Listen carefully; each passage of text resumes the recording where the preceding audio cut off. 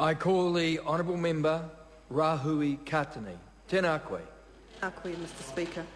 Thank you. I wanted to stand at this third reading of the Courts and Criminal Matters Bill to acknowledge on behalf of the Māori Party our utmost respect for the sponsor of this bill. If I could be so bold, I might mention that it takes a Māori woman to make sweeping changes that encompass some 20 separate bills overflowing onto 2 pages of standing orders, of the orders paper, The Courts and Criminal Matters Bill is an absolutely fitting tribute to the skills and leadership of Minister Te Heuheu. Georgina Te Heuheu is well used to breaking new ground. She was the first Māori woman to gain a law degree and to be admitted as a barrister and solicitor of the High Court. She is the first Māori woman to chair the Māori Affairs Select Committee and only the second Māori woman to be appointed to a New Zealand cabinet.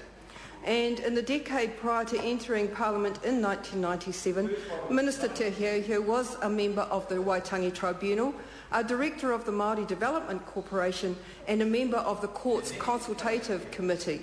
Mr Speaker, I wanted to mention the vast experience that the Minister has brought to this legislation as a tribute to one of our most distinguished wahine Māori politicians, whose decision to retire from politics at the end of this term will be a loss to the Executive and the House. But I am no doubt her expertise and knowledge will be eagerly sought after by Te Wharetoa, Tūhoe, Te Arawa and Ngāti Awa when she returns home. There is one other acknowledgement I want to make, and that is to John McIntyre, who has applied himself conscientiously to the task of getting this legislation through the House.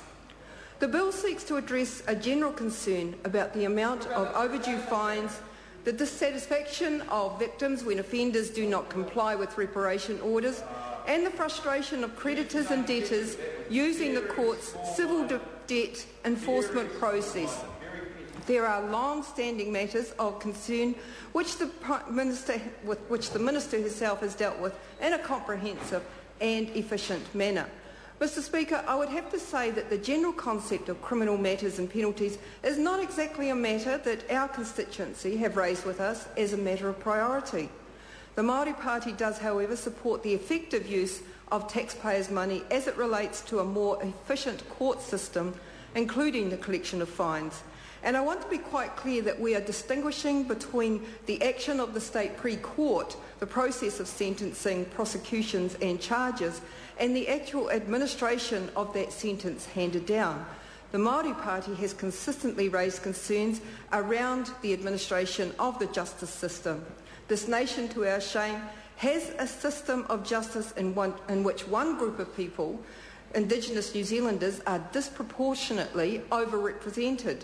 Māori are 4 to 5 times more likely to be apprehended, prosecuted and convicted for a criminal offence than non-Māori.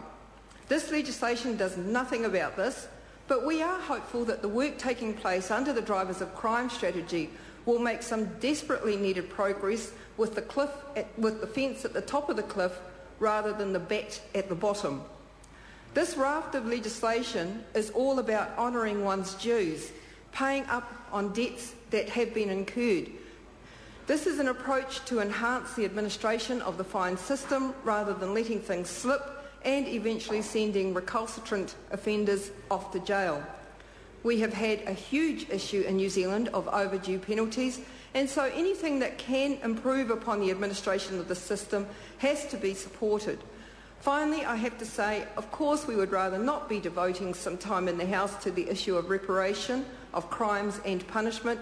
It will be a great day when our focus can be on well-being and whānau ora rather than courts and criminal matters. I call